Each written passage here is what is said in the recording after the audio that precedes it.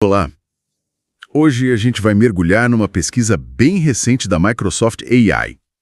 É sobre inteligência artificial ajudando no diagnóstico de casos médicos. Assim, bem complexos mesmo. E os resultados de precisão que eles mostraram são impressionantes. Sim, é um artigo que saiu agora, né? Finalzinho de junho de 2025. E tem gente importante assinando como o Mustafa Suleyman, que é o CEO da Microsoft AI. Exato. E o legal é que eles não pegaram qualquer caso. Usaram uns bem difíceis, sabe? Publicados no New England Journal of Medicine, o NEJM. Aqueles que são um quebra-cabeça mesmo para médicos experientes, né? Isso.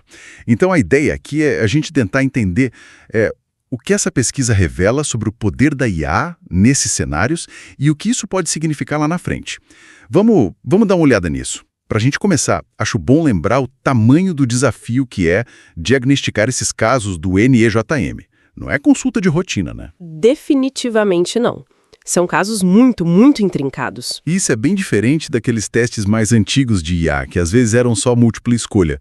Aquilo media mais memória, talvez, do que a capacidade real de diagnosticar, né? Exatamente. Por isso essa abordagem com casos reais e complexos é tão interessante. E para lidar com isso, eles desenvolveram um método que chamaram de diagnóstico sequencial. Diagnóstico sequencial. Como funciona isso, mais ou menos? Então, a IA, que eles batizaram de MyDShow, ela recebe as informações iniciais do paciente. Aí ela começa a interagir. Interagir como? Pedindo coisas? Isso. Ela faz perguntas tipo, precisamos de tal exame, tudo simulado, claro, com base nos dados do caso. E assim ela vai refinando as hipóteses, sabe?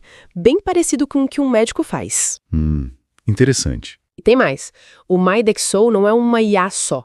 São vários agentes de IA, como se fossem especialistas virtuais, que debatem o caso internamente para chegar num consenso. Uau! E o resultado disso tudo?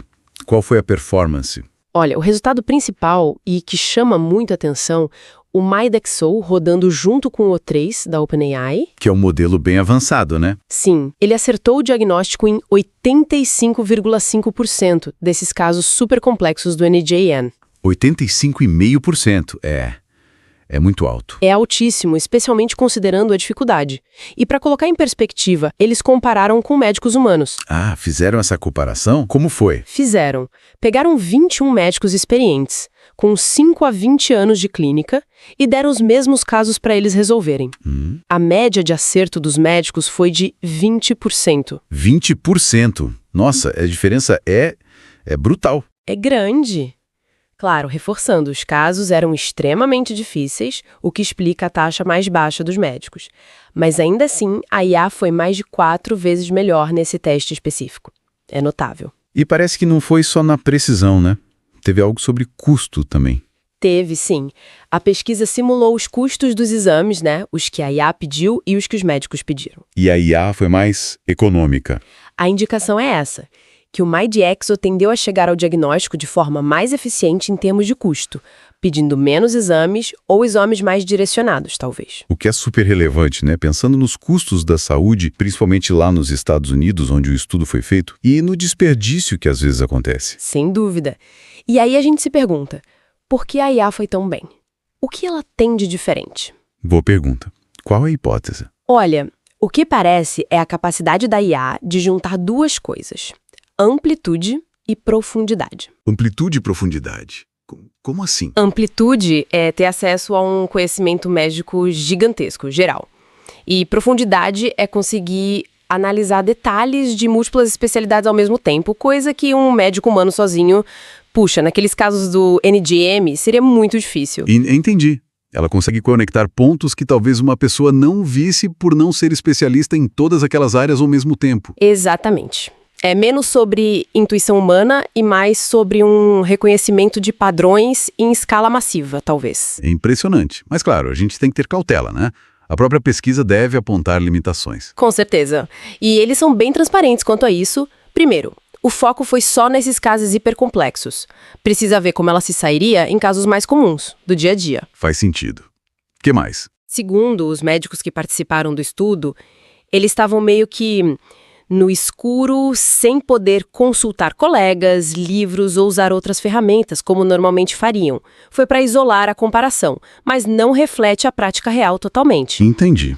A comparação foi mais bruta, digamos assim. Isso. E a análise de custo também é uma simplificação, né? E o ponto crucial: tudo isso é pesquisa. Para chegar na prática médica, nossa, precisa de muita validação clínica real, regras claras, governança, segurança. Muita coisa ainda pela frente antes de virar a realidade no consultório. Muita coisa. Mas o potencial que isso aponta é inegável. A gente pode imaginar, talvez, a IA ajudando as pessoas em cuidados mais simples e, ao mesmo tempo, sendo uma super ferramenta de apoio para os médicos nas decisões mais cabeludas. A Microsoft mesmo parece estar indo com calma, falando em parcerias, testes rigorosos. Sim, o que é o caminho certo, né? Com certeza. Então, resumindo nossa conversa, o que a gente tira disso tudo?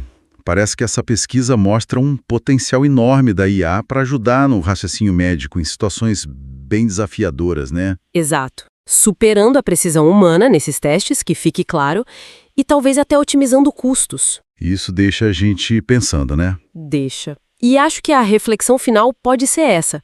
Se a IA pode chegar nesse nível, mesmo que hoje seja só em pesquisa, em casos complexos, e a gente sabe que precisa de validação, mas imagina o impacto disso no acesso à saúde? Como assim? Pensa nas regiões onde faltam médicos, onde é difícil encontrar especialistas.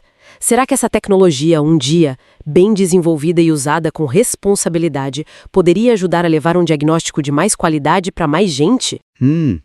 Tornar o diagnóstico mais equitativo, talvez? Talvez. Fica aí a questão, né?